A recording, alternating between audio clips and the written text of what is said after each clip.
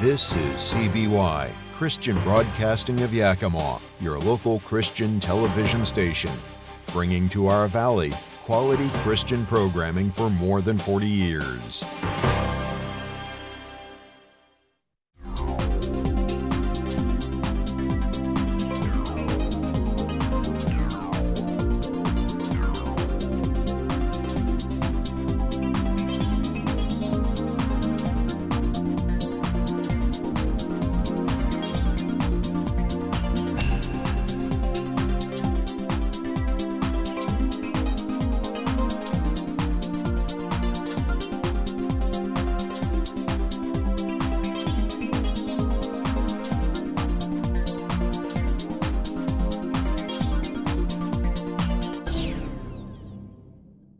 Hello, and thanks for joining us for Good News in the Valley, your local Christian news magazine. Now, first we'll chat with a local pastor who'll talk about his military experience. Plus, he'll share his view on the military today under the Biden administration. Then we'll share some 4th of July festivities that the whole family can enjoy as we honor all veterans for their sacrifice to this country, for they are the true defenders of freedom. And finally, we'll conclude with a very patriotic video. Now first, I had the pleasure of visiting with Pastor Dave Brown to get his input on the mess Joe Biden and the Democrats are responsible for, like the invasion of our southern border, skyrocketing crime in our major cities, inflation, high gas prices, brainwashing our children with things like CRT, controlling the people through COVID. I could go on and on for hours. Let's now take a look at that interview. So Dave, thanks for joining us in the studio today. And it's great to be here. We're commemorating our Independence Day, and along with the fireworks and all those different things that we think of when we think of the 4th of July. Sometimes we forget that the military, all the people in the military, those have given their lives and have given so much for us to have that independence. And I think of my dad. My dad served in World War II, and he was a sergeant, hand-to-hand combat for 4 years. And he didn't die, but part of him did, because I watched him struggle. Back then, the PTSD wasn't a diagnosed thing, and so people would come back, and we didn't understand, and just, hey, go, what are you depressed about? Just go work. Just snap. And I watched my dad all the way till 1993 when he passed away, which I would have been in my mid-30s, just struggle. I mean, he had some mental breakdowns that were just, I could tell you some stories that I won't share that are just, horrible, but just the suffering that he went through mentally, though he lived, he was still a casualty in many ways of that war. And I think of you, you're a lot of our viewers, you're a regular guest here, and we sure appreciate that. Yeah. But you're a Marine. A lot of the people watching, they think of Pastor Dave. They don't imagine or know that you were a Marine and served us. And so I'd kind of like to get a background on that. I mean, how did you think? I mean, did you was it something you always wanted to do? Was it something you couldn't find a job and thought, hey, I need some money? I mean, tell me how did it happen for you? What happened is that I graduated from high school, and I went to college, and I went into the Marine Corps. I was drafted in, and they had part of the Army and part of the Marines, and I went into the Marine part. And I wanted to have all the training I could if I was going to go. But I came out as a 2500, a field radio operator. Okay. And so I had a level of clearance. And tell us, what is that? What exactly is that? Field radio is when you had a radio. We had a 25-pound or 50-pound radio, PRC 25, that was on our back. And when you're going to combat, you had to throw up that antenna. It was white. It was an inch wide. And the first thing that they shot at was the Marine radioman. And so I asked a question one time. So that's a target on your back as well as the radio. Yeah, the target. And I said, why do we have so many, why do we have to be so careful in combat with our codes and so forth? They said, because the enemy's listening. And I said, how do they get those radios? And they said, off a dead radioman. And they told us that right away. But I was going to bits and staging in Ondo, Okinawa, and I found our Pueblo, the spy ship, was captured. And that's the first time that the Navy had never fired a shot. They had never done anything to stop. And so they captured the Pueblo. We lost all of our military codes. Everything was taken. A lot more was taken on that ship than we know of. They tried to destroy it before the North Koreans came in. And that would have been around 1969, 60, around in that area. Yeah. And so I was going through boot camp, and I trained, and afterwards, and this is what happened during that time. And so they put all of our graduating radiomen into holding battalions. And I started doing typing for a lieutenant. And so I was on a 2-year enlistment. I was drafted. And so that's why I did not have to go on to Vietnam. Now, part of PTSD is that, I didn't realize I felt guilty. I felt terrible because my company was already over there. And I knew I needed to be there, needed to be with my guys. And I, regretted that. I found out later that's part of PTSD. Really? Is that you desire, you have a feeling, and you want. And I woke up a lot of times saying, man, I'm not doing my job. I need to go. Overwhelming guilt. Yeah, it was overwhelming guilt. And so anyway, that's what I did and in the Marine Corps. And I stayed at Camp Pendleton. And I didn't go on to Vietnam. And that made me feel guilty too. So you had a double it was during that time. So that was my experience in the United States Marines. But like they said, once a Marine, always a Marine. And you take 2 or 3 Marines in a situation, and they pretty much know what to do to take charge and to be in charge of everything that's going on. Yeah. Dave, tell me what you think of today's military, and the leadership of people like, well, of course, Joe Biden would be the head honcho. Yes. If he even knows what a military is anymore. I mean, we wonder if he even knows what time it is, let alone. Oh, I know it. And when you see people like Milley, right, and these yo-yos now, that just political pawns of the left, that all they're concerned about is CRT and homosexual marriage in the military, and getting as many LGBTQ, RST, UDW, people in there as they can. I mean, what do you think of the leadership now? Tell me, would a person like you want to serve now under that? It'd be awful hard to serve underneath, and I know a lot of our men are coming out of the military because of guys like Milley. You take Pete Buttigieg or Buttigieg or whatever his name is, being in the military, and guys like that. I don't know where they got Milley. I didn't know the other man that serves with him that you see, and all of the CRT that's being taught to our troops, critical race theory, and all of the indoctrination and so forth. And we've had a lot of men, good men, resign.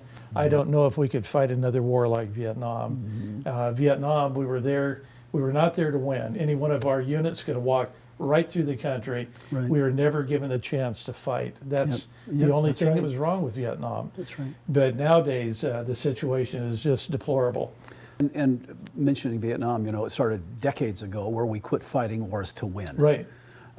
When you fight a war, I mean, God went. You read all the examples in the Old Testament. When we fought wars, we Israel and Judah. He wiped them out. In some cases, men, women, and children and animals. I mean, and I'm not going to judge God or try to decide why everybody needed to be wiped out. But we know why. Right. But that wouldn't happen now. But still. Now, like World War II, I believe, wasn't that, in your opinion, the last time we fought a war to win? It's the last time that we went into war. How we won. We needed to win. You need to win. And the military is not made to police. Right. And all we've done is done police action all around the world, and that's wrong. And you can't do that. Yep. You went there to win. Yep. We've got the ability to fight. What we've done in Ukraine and so forth, all of that is politicized, and all of that, Biden has just ruined everything he's touched. Yep. It's all been deplorable. Well, and the military's become a social experiment now, just like everything else is. And the military should not be used as a social experiment. Yep. It makes me realize, I realized a long time ago, Dave, that this battle is not against flesh and blood, but what is happening in this country is the left now, the radical left, which now controls everything. They're the minority. I mean, That's right. You look at the AOC, left-wing crowd and even the Bidens and the Pelosi's and all that, that is a small minority of actual people in this country. That's why they're going to get shellacked in November if there's an election. That's right. And I want to touch on that in a minute. So that's the vast majority. Most people are somewhere, are either to us or at least are horrified by what's going on. Right. But it's a spiritual battle, and Satan is the head of it. That's right. There's no doubt in my mind that how did this small minority get control of our public school systems, our television, our radio, our news media? How they get control of the DOJ, the FBI, the military? They now control everything in America this way. It's because it's Satan. Right. And he is the king, small k, of this world. God is allowing him to do this. Right. And in the end, God comes back as that great relief pitcher in the ninth inning. Yes, Jesus returns and we're going to win. Right. But in the meantime, this couldn't have just happened. When you look at this had to have been Satan and people on the left that vote Democrat, that vote for this. Many of them don't really realize. They just think it's a political battle. They don't realize that the head of their party is Satan. Because in my opinion, that it's got to be now. You got a party that stands for killing babies, and you know, right on the LGBTQ stuff, all the junk that is so against God and godliness and Christian values. How do you know? And yet, 50% of the people will vote blindly for that party and that agenda. So do you agree that that's got to be Satan involved? How else did they get control of everything in this country? They got control of everything. And, you know, we used to say, God bless America. It's really America needs to bless God. And we're getting what we deserve. We've turned our back on God and ran off and tried to do everything against him. And the abortion is just the latest thing. Today is the vote in Pennsylvania. Dr. Oz, who Trump has endorsed, and others are battling on that front. Today, as we speak, it's the primary. As we speak, that's where the primary is. And you look at the situation America's in, it looks like there's no hope. God is not through with us, and God could completely turn that around, reverse it, and we could start all over again into where we are. But we're so close to the end. And, you know, one day the mark of the beast, you know, is going to be given. But that'll be after Christ returns, and we'll not have to worry about that. But we're in that period where everything is shaping up. There's shootings. There's four major. That's the news outline today. There's 4 major shootings in America, and they're just increasing. And it's not the guns. It's not, but it's not. It's like it's not the car. If it's not the car. Drunken driver hits somebody, it's not the car's fault. And it's the people that have gone that way, and we don't punish them. We never talk about them. The liberals never talk about all the shootings of black on black. I think there was 50 that died in Chicago every weekend. Yeah, every weekend. Yeah, and you never hear any of them. They'd never talk about that. The only thing the liberal media is concerned with, David, when it fits their narrative. If it's a white cop killing a black person, that's it. And other than that, they don't care. They don't care, and you don't see it reported. No. So it always has to fit the narrative of the media. It always does. Except for maybe a couple channels that will report both sides. It's amazing. Yeah, so tell me what you think about this. We have seen this. This isn't something that just happened with the Biden administration or started with the Obama administration or the Clinton administration. The moral decline, the move away from God in this country has been going on for 50, 60, 70, 80, 100 years, you know. So my contention is, even if we have a Donald Trump win again, and I know people out there, some of them are so, you know, they won't agree that, you know, I'm not saying he's a born-again Christian, but I'm not voting for a pastor in chief. I'm voting for the president of the United States. A man that stands up. He never made a wrong choice. Most pro-life president ever is Donald Trump. Who would have thought that? Without question. But my contention is, if Trump wins and we have 4 more years of getting America back on track, you know, just common sense, that's not enough. Not 4 years. You can't, with 4 years, undo 70 years of liberal taking over of the school systems, because that was proved in the last Trump administration.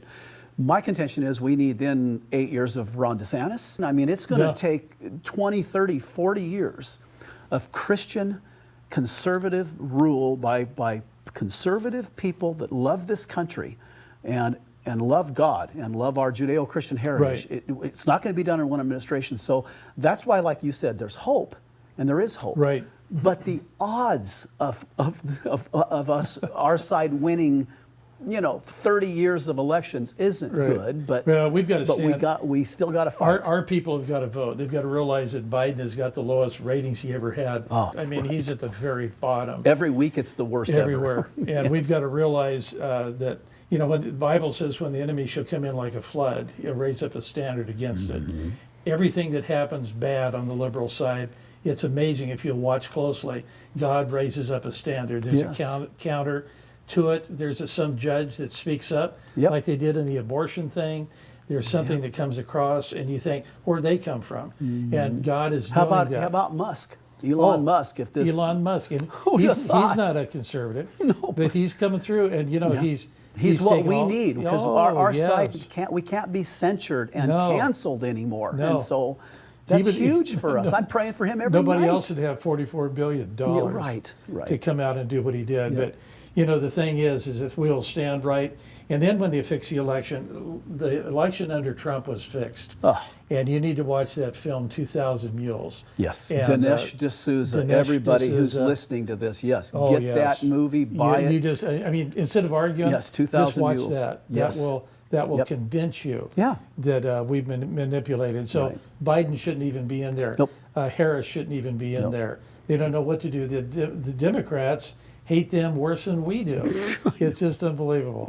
And I'd like to watch and see them alone, because they're panicking right now. I'm sure they don't hardly ever meet or talk. Oh, my goodness. But the Kamala Harris, she was less than 1% in the Democratic primaries. That's she was less than, she was as far down as Inslee. Inslee and Kamala Harris were like, 1%. That's right. They were the bottom, That's right. And now she is vice president. And Dave, do we know for a fact that she's not going to be president? Do we know that Joe Biden is going to finish this term? We don't know anything, and how he can even function. But I think there's a team of men behind him. I think Obama's leading it. Obama moved when he got out of the presidency. He moved 3 blocks from the White House. He's the only president ever that continued to live in D.C. And he manipulates and he controls. He's right there. But I think it's exciting. It's no better time to live and to be alive. I'd like to be in the West, the old days and all that. But I tell you, this is exciting. But we didn't have microwaves and things like that. The only bad thing is all the problems that have come, and people under the COVID virus, they controlled us. There's more suicides. Alcohol is up 3 times. Has the left used the COVID virus? That's how they fixed the election, Dave. That's how they got to where they could ballot harvest. You can vote 3 months before and 3 months after. Give them time to harvest all these ballots. And again, watch that movie 2,000 Mules. It'll show all that. And this is what I want to touch on this. I've been saying for quite a while now that I'm not sure there's going to be an election in November.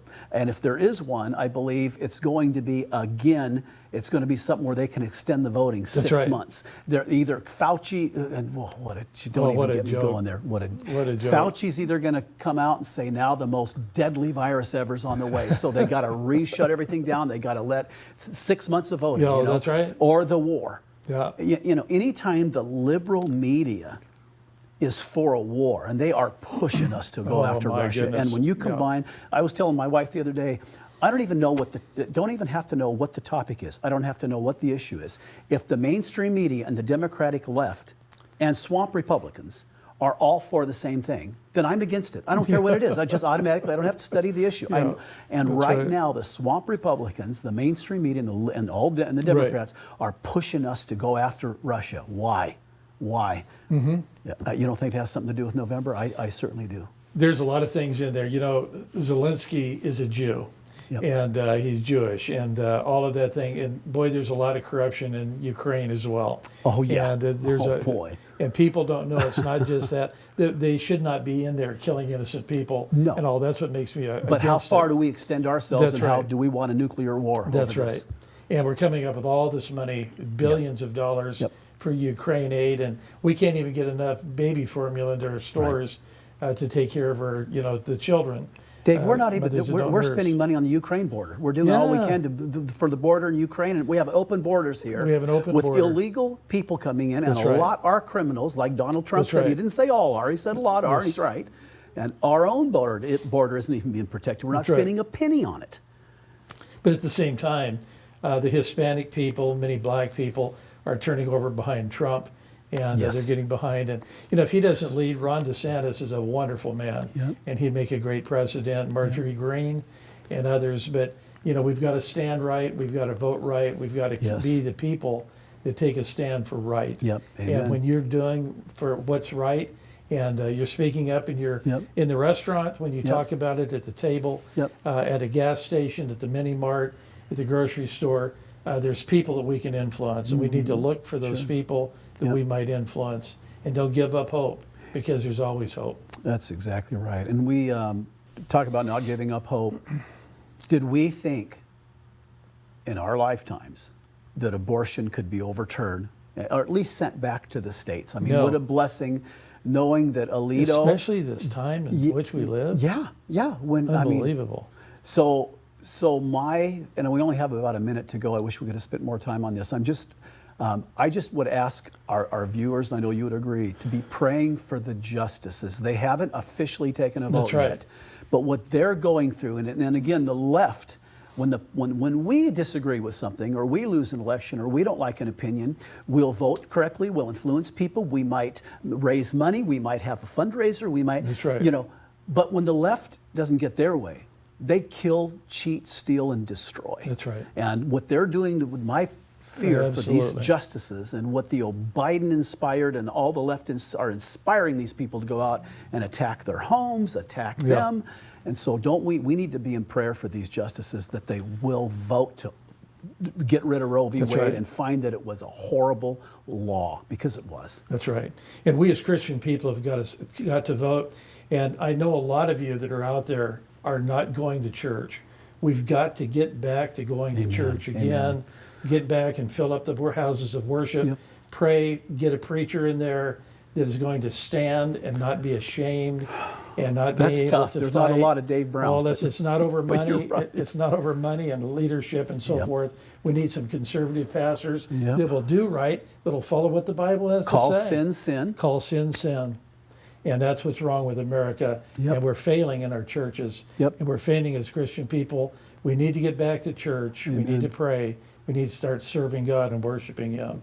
And that'll change America. Amen. That's exactly right. So anyway, Dave, thanks for joining us. Thanks for coming in again. It's good to be here. Thank you. God bless you. God bless you. And thank you for being one of those pastors that does take a stand. Because you're in a very small minority. I know you know that. I'm not the only one. Not the only one. See, there's you, and there's John Hagee, and let me think here. There's got to be somebody. No, thanks for joining us. All right. Thank you, Scott. Thank you, Pastor Brown, for your words of wisdom and for your service to our country, both then and now, by being one of a few bold pastors who does call sin, sin in the pulpits of America. Looking for activities to help celebrate the upcoming 4th of July? Well, if you've not made any plans yet, here are some ideas that the whole family can enjoy together. It's Patriot Night Under the Lights on Sunday, July 3rd at the Kittitas Valley Event Center in Ellensburg, featuring country music singer Easton Corbin. But first, there'll be family fun and food trucks at Memorial Park that start at 4 p.m., followed by a fabulous fireworks show at 9:30 p.m. There's free admission to the fireworks with a concert ticket purchase. For more info about tickets, please call 509-962-7639. Enjoy a family treasure cruise with a band of merry pirates aboard Queen Anne's Revenge while cruising Lake Union. You'll search for treasure and adventure, play games, and learn to talk like a pirate. There are 2 departure times to choose from on this 4th of July excursion, 11:35 a.m. and 1:05 p.m. Check out the website for pricing and availability. The City of Selah observes Independence Day with an annual celebration at Carlin Park. You'll find local food vendors, fun activities for the kids, and live music. The grand finale will conclude the night with a fantastic fireworks display that will light up the sky. What a delight this 4th of July to cruise along the Columbia River through the scenic gorge area aboard this authentic sternwheeler while dining on delicious food. This dinner cruise starts at 5:30 p.m. at the Cascade Locks in Oregon and cruises from 6 p.m. to 8 p.m. Please visit theportlandspirit.com for more info. The Festival of America, which was voted best show in Washington State for its fireworks display off the top of Grand Coulee Dam. This year's 4th starts off with daytime activities, food vendors and market vendors, followed by an incredible laser light show at dusk, followed by astounding fireworks launched off the dam. Walla Walla will celebrate America's independence with a classic family-friendly annual 4th of July at Pioneer Park. The event is from 10 a.m. to 5 p.m. and includes local music, entertainment, arts and crafts, and food trucks. Admission is free. There will be a grand old 4th of July celebration of the red, white, and blue at the Sporting Complex in Pasco. Come and enjoy an amazing fireworks display at 10 p.m. at no cost. The complex is accessible at 6:30 p.m. Get a bang out of your 4th of July with this 3-course dinner and fireworks cruise. The Portland Spirit boards at 6:30 p.m. and cruises for 3 hours from 7 p.m. to 10 p.m. while listening to live piano and enjoying the scenery. This is a perfect place to view the fantastic fireworks. To secure your spot, please visit the website. Fun can be found at State Fair Park in Yakima at the Yakima Celebration with live entertainment, fabulous family fun, children's activities, food vendors, and carnival rides. Festivities start at noon, ending with fireworks at 10 p.m. There is no admission fee. The River of Fire Festival at Columbia Park in Kennewick will have a food truck alley and kids zone that starts at 2 p.m. The entertainment begins at 5 to 9:30 p.m. with a spectacular fireworks show at 10 p.m. lighting up the Columbia River. Sail away on an Argosy boat this 4th from Seattle's Central Waterfront that departs from Pier 55. Cruise Elliott Bay to catch awesome views of the fireworks explosions around the Puget Sound. To book reservations, visit argosycruises.com. How about a Bellevue Family 4th celebration? This event is free and is located in Bellevue Downtown Park. The event features live music, family entertainment, children's area, and food trucks. The night concludes with amazing fireworks at 10 p.m. that is synchronized to music performed by the Bellevue Youth Symphony Orchestra. Event hours are 5 to 10:30 p.m. Come celebrate an old-fashioned 4th of July at Prosser City Park. Families can enjoy old-fashioned games, entertainment, and more. The evening will conclude with marvelous fireworks at dusk.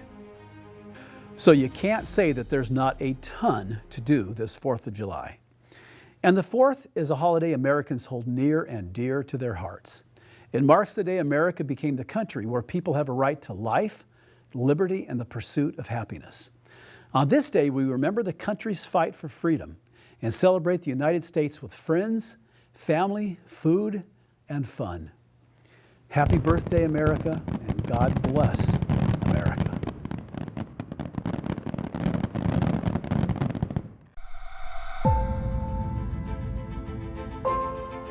One nation, under God. A nation forged on the sacrifice of pilgrims, pioneers, and patriots. Men and women who trusted God, who knew creation had much to offer, and who believed in something bigger than themselves. A nation grown strong through the vision of inventors, idealists, and innovators. We've given humanity wings, even sent them to the moon.